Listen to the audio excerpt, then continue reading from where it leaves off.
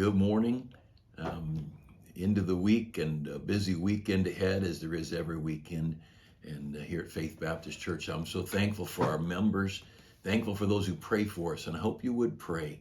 And I hope you would take very seriously this matter of bringing others before the throne of grace. Prayer is such a neglected thing. Time alone with God, talking to God, and then being quiet before God, listening to Him, seeking answers. It's an insult that we would have needs and questions, and that we would not ask those questions of God. That's an insult to begin with. But then that we wouldn't stop and listen and wait.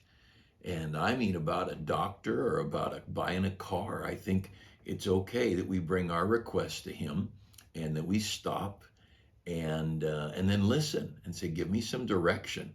And obviously, I, like you, have gone to God asking for things and then waited and thought, okay, well, I'm not getting the answer today. And we're human, and He doesn't always respond on our timetable. And what we think is urgent, God may not think is important. Urgent defined as the mouse running across the kitchen floor. Important, getting the next door neighbor saved. There's always going to be a spider, a mouse, a bug, ants, or whatever. There may not always be a day for that neighbor to be saved. And so important things tend to be neglected while urgent things demand our attention. We should keep a house clean, I guess. I'm thinking that's how I was raised. But dust on the dresser is not going to change eternity. Passing out some tracts could change eternity. And I'm not saying don't dust. I'm just saying there are things that the dishes have to be done. That's urgent. Bible has to be read. That's important. And important, way more, is way more important than the urgent. The urgent demands our attention. The important things, they sit quietly by and can be forgotten. And so pray. Pray for our church and your church, churches, plural, that you know of. If God puts a church on your heart, or pastor, pray for him. And pray for our country. Oh, what a mess. We are in such a confused mess. And I mentioned this somewhere recently, but you know how online, on the news or the television, you'll see an advertisement for medicine, and either in writing on the screen, or they'll read and they'll tell you all these side effects. You might have a heart attack and die, and your feet might fall off, and your hair's gonna maybe turn color, whatever. They've got all these warnings on their medication, and as they advertise medicine, they warn and warn and warn and warn and warn. And you see all those warnings about COVID. There's no warnings on COVID vaccines. Come on into Walgreens or Rite Aid. We'll give you a shot for free, or your insurance will pay for it, or whatever. And we just want to get you the shot. And where are the warnings for that? There are many things that convince me we are in a corrupt situation, but that is one of them. And when you open the box with the vaccine, is there a long list of instructions and side effects and warnings? And what do you ask the person if they have this or that? And they're not there. I just heard this week a young man who didn't want to get the vaccine, but his university was requiring it for students that went on campus. And so he said, well, I'll just keep doing classes online. And they said, we're not going to let you take your tests online unless you're vaccinated. Now that makes as much sense as wearing a mask while you're by yourself driving the car or walking the dog. We've been 18 months of masks and social distancing, and now vaccinations, and this thing's still around us, supposedly. I think there's more to it than just a virus. I'm not a doctor, a scientist. I'm just thinking logic. I can see, and I've never known a flu bug hit people so hard. We're still at 98+% survival rate, but those who get it don't want it again. I've heard people say, yeah, I feel like a truck hit me, and upper ages and different health levels, and they get well. But the point is this: it's a fishy thing out there. And why would they not let a guy take his finals or take his classes online? It's a compulsory thing. It's a submission thing. I don't know what it is. It's more than medicine. And I want to encourage you, cling to God. Whatever you do with vaccines, up to you. Whatever you do with masks is up to you. No one would have, I've been in the Philippines, and lots of people in the city wear a mask because the air's dirty. No one thinks less of them. Whatever you want to do is fine. But seek God. Understand this. We are in a culture when something is wrong. Something is not right here. We have never in our history been given vaccinations like this. And the world under the influence of this, and the whole circumstance, it's just fishy. Something, they say something smells in Denmark or stinks or whatever, and I've never been to Denmark, but I know there's something stinks here, and something is definitely wrong. So we cling to God. However you respond to it, it's totally up to you. The issue is, may we as the people of God be drawn to God, more Bible, more prayer, and I will say more church. More church. Now, all our services are online. And if you're not wanting to go out, watch all 3 services, Sunday morning, Sunday night, Wednesday night. There are podcasts, these morning moments that I do. And again, I'm just doing these now Monday, Wednesday, and Friday. And I've got a full enough plate. I am doing audio recordings that are easier and quicker to do, a little different scenario. And so those come up on if you go to podcasts, I was going to have someone show you how to do it, but find a young relative of yours and say, help me find Faith Baptist Church podcasts, and you'll see that. And I shouldn't even consider trying to do that right here while we're online. And there is a way to do it, but I don't know if I'm smart enough to do it while we're online. There it is. There are podcasts, and you go to this, let's see, how do I get back to where it all started? You go to this purple thing on the top left, and I can't make it bigger. Purple thing with the circles around, that's podcasts. And if you go to that and you just punch in Wildomar, and I'm just guessing, and Faith Baptist, and let's see what comes up. And there we've got a circle that says Faith and Faith Baptist Church. And so anyway, you can find these podcasts. And of course, don't drift online and read everything that's online. There's so many critics and slanderers, and there's a world of hate out there. And the one thing I don't like about us being online is there's so much junk out there. But I'll tell you this, we've got a good God. And I remember reading Charles Spurgeon, and I grabbed a hold of the thought. He said, I would rather be hated than hate. I would rather be robbed than to rob. And I would rather be the one who's criticized than to be the critic. And but anyway, so back to our the morning, our morning moments.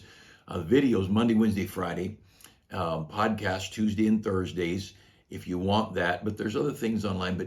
But back to this, in regard to this vaccination and our messed up president and our messed up foreign policy, we need God. We desperately need God. And I want to encourage you, seek after the Lord and draw near to God. Read his book, and don't forsake prayer and Bible. Don't forsake his house. And if you don't feel like you can get to the church in physical, personally, be a part of it digitally. But let's be near to God. We so desperately need the Lord. Our country is hurting today, and we need him. And of course, that's why the devil hates the church. The devil hates the Bible. There's all the time new Bibles are. It's interesting how people will criticize the King James Bible with all these other Bibles. You won't hear them criticize the Living Letters and Good News for Modern Man and RSV and ASV and NIV and MICKEY and all that good stuff. But the truth is always under attack. And that's why capitalism is under attack. That's why American values are under attack. That's why our Constitution is under attack. This crowd of people who want to tear down America to build a new country, have they ever built a country? No, they haven't. Tearing a building down is so much easier than building one. And the critic is always somebody who's destroyed and attacked, but they've never been somebody who's built. And I love what God's allowed me to be a part of. And just right now, it looks like, I hate to even say it online, but it looks like probably, I don't know, 40 or so maybe of our young people in colleges scattered around the country, and 3/4 of them going to Bible colleges, and many going to different schools. We've got young people, college age young people. On Wednesday night, I was listening to the choir sing, and I got looking up there, and I thought, hey, those kids' parents were teenagers here, and their parents, and I counted about a dozen of our teenagers whose parents were teenagers in our church. And so sitting out in the pews were adults who have teenagers singing in the teen choir. I'm guessing 30 to 40 young people in our teen choir. Of course, it varies who's there on Wednesday. But their parents, second generation young people in our choir whose parents grew up in our church as teenagers, and a good portion, probably half of our church grew up in our church. And they love it, and they love what's going on. They love what God's doing. And I am so grateful for them. But most of all, our hope needs to be in God. Our hope can't be. Now, we're going to look at Jeremiah a little bit here, and I want to talk to you about this culture of victimhood. That I am a victim. I have been whatever you want to call it. Now, we're in a world. Now, we know there are people that are hurt. What's gone on recently in Afghanistan, people dumped by their country of Benghazi. You go back to our dear people in Benghazi were just abandoned by our president and secretary of defense. There is no question there are people hurt by bad leadership, and the political decisions are tragic. The immigration decisions are tragic, whether it be a Hitler or a Stalin, or whether it be Saddam Hussein or whoever, it doesn't matter. There are people, evil leaders who hurt people. So number one, we need to make sure people get saved. We got to get the gospel out. We need to get gospel tracts, gospel radio, we need to get Bibles out and books out into the hands of people, smuggle Bibles into these countries where it's against the law. We've got to get the word of God into the hands of people, because we may not be able to fix their government, but we can fix their eternity. We may not be able to fix the poverty in India or China or Russia, but we can get the gospel so they can have eternity settled. And that's so very important. And, and it could be that in my for instance, my dad left when I was young, and too much beer and whatever other issues, my parents kept those to themselves. I never really heard my parents talk much about why, but my dad left.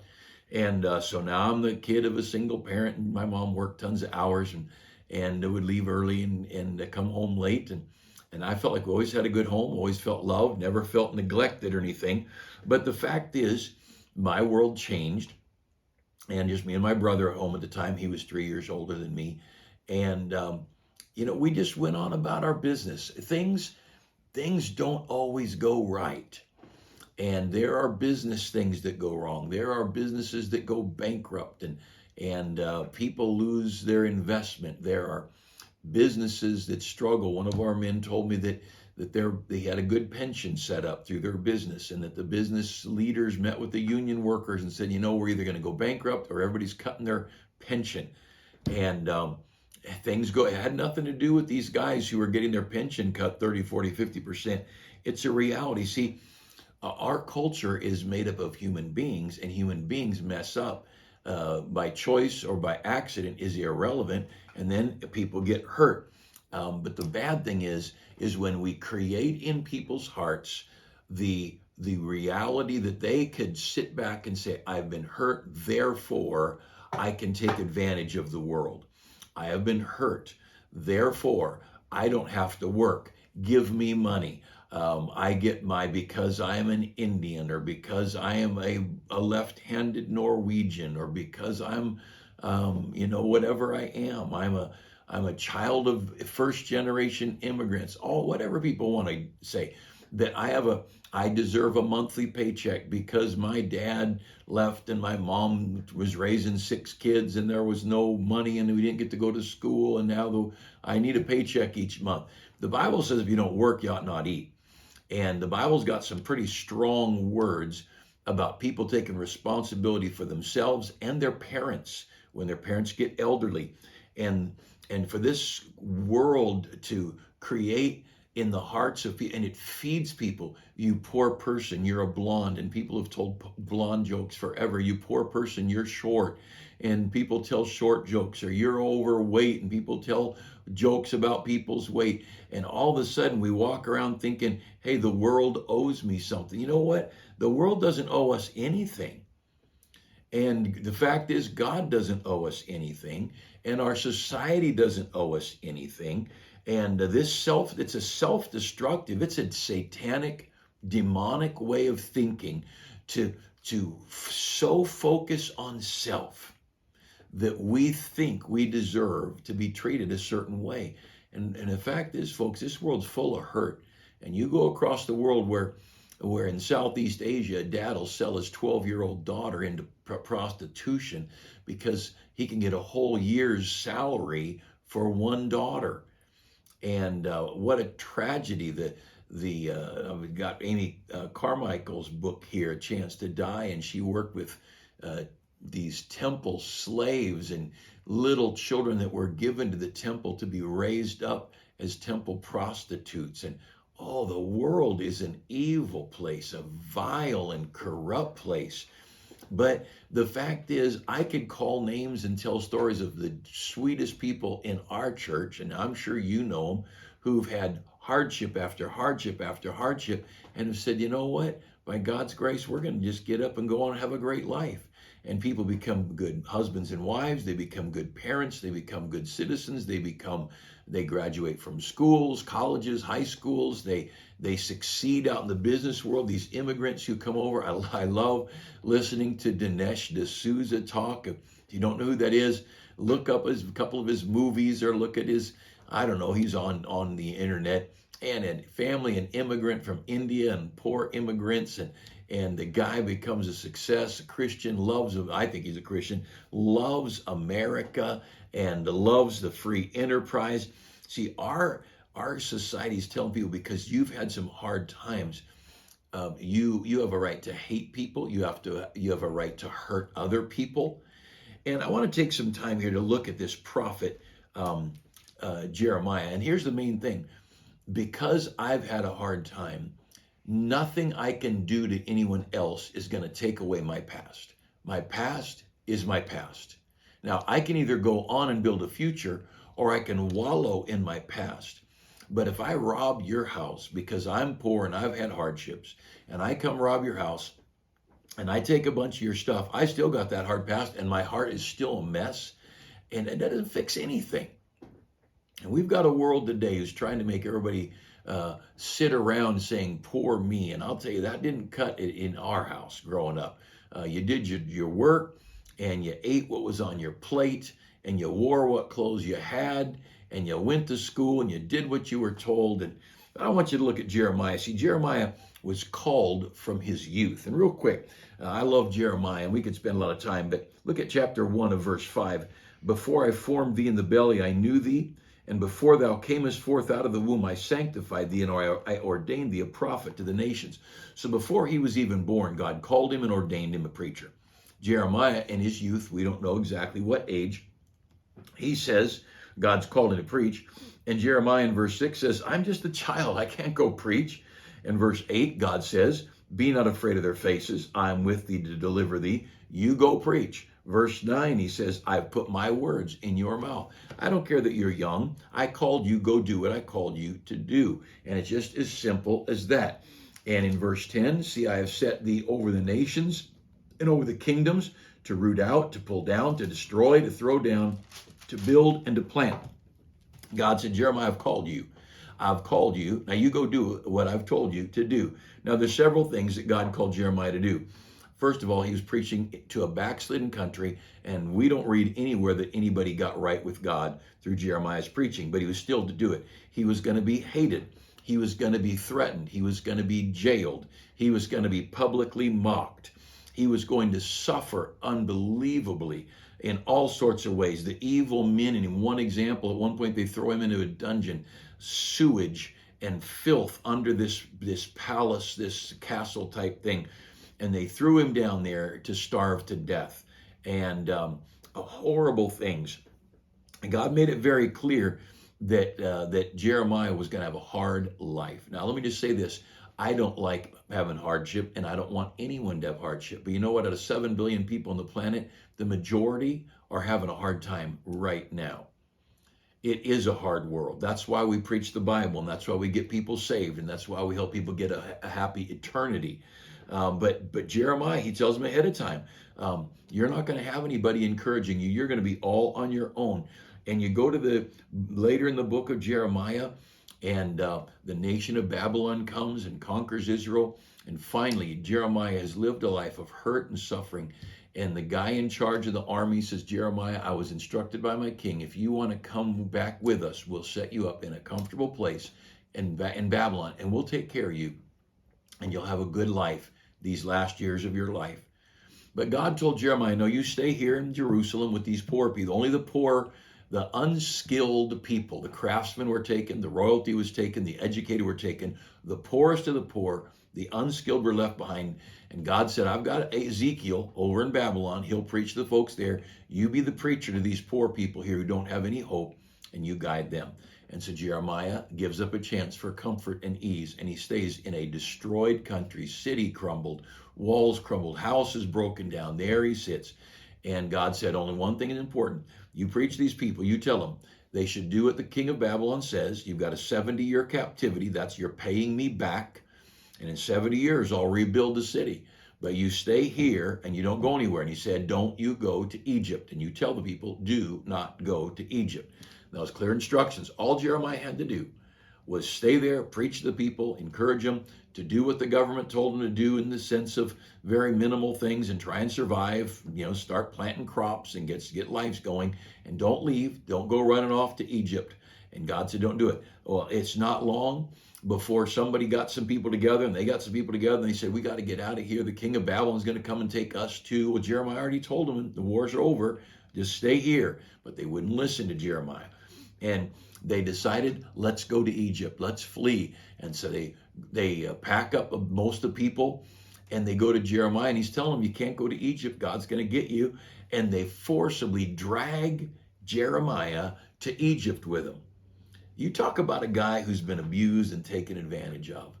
And he is dead center in the will of God. And he kept pointing people to God and pointing people to God. And as far as we know, Jeremiah died in Egypt. And you might say, what a tragic end for his life. But it didn't end there. This is, let's see what the date, I think 600 BC, 627 BC. 627 BC, we're 2020 AD. So we're looking at 16 to 1700, 26 to 2700 years have passed. And all these years, Jeremiah has been rewarded by God for doing what God called him to do. And it was not easy, but it was still right. And it wasn't the thing that was convenient or comfortable. But you know what? We get thinking we deserve a birthday party every year and a Christmas gift, and we deserve a car and a house, and everybody ought to be nice to me. I'll tell you, everybody's not been nice to me. And I know people who in our area and people across the country who they've had hurt after hurt, from cancer that they could not control to the evil words of people that they cannot control, to their kids packing up and the military sending them around the world and the moms and dads can't control, and crooked governments and crooked laws trying to crush businesses, again, out of our control. I just say this, just because something happened out of your control doesn't mean you're not still in God's hands.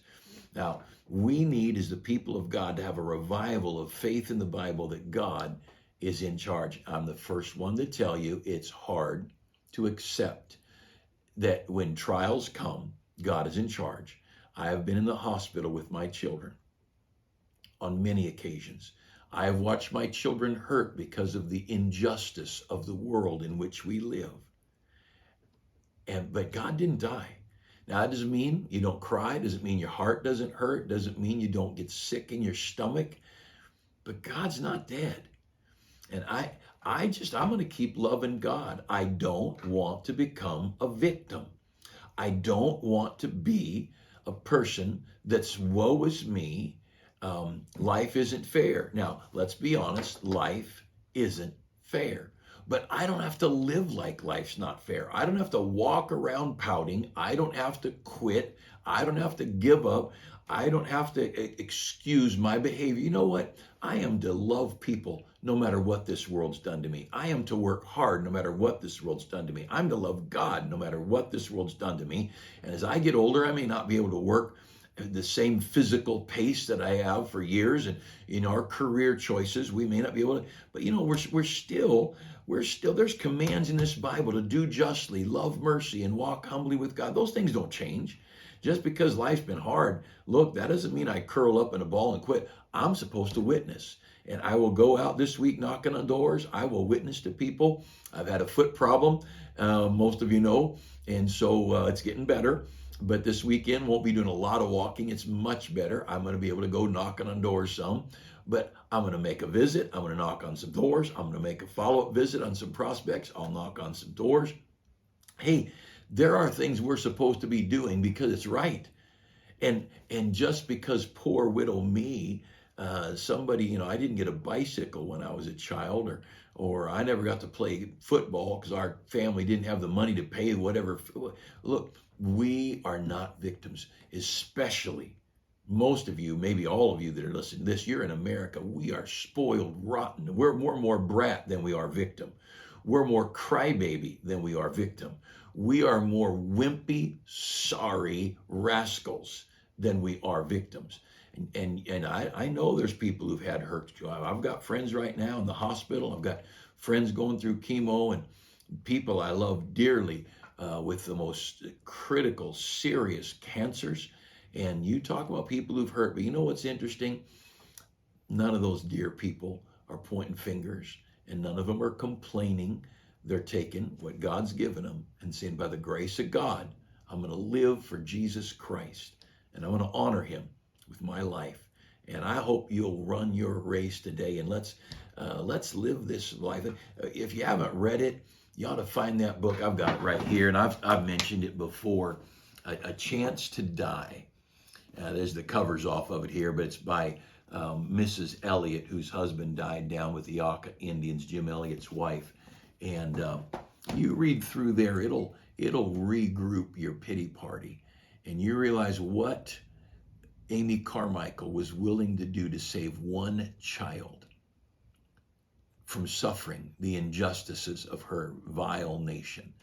And she never blamed anybody. She had the problems she faced as she tried to live for others. God has called you and me to die that others might live. And you work in a church nursery, you just died to an hour at church. You teach a Sunday school class, you just died to an hour of hanging out with your friends at church. You work on a bus route, you just died to a lot of hours on Saturday and Sunday. You go to a rest home, you've buried some hours in the life of others. Go to a jail, you've buried some hours in the life of those who need you. God's called us to live for others. The two great commandments: love God and love your neighbor as yourself. And we have got a nation that is messing us up. I want to challenge you. Let's love God. Let's love people. Let's love God's book. Let's love his house. And let the vile, corrupt world do what it wants to do.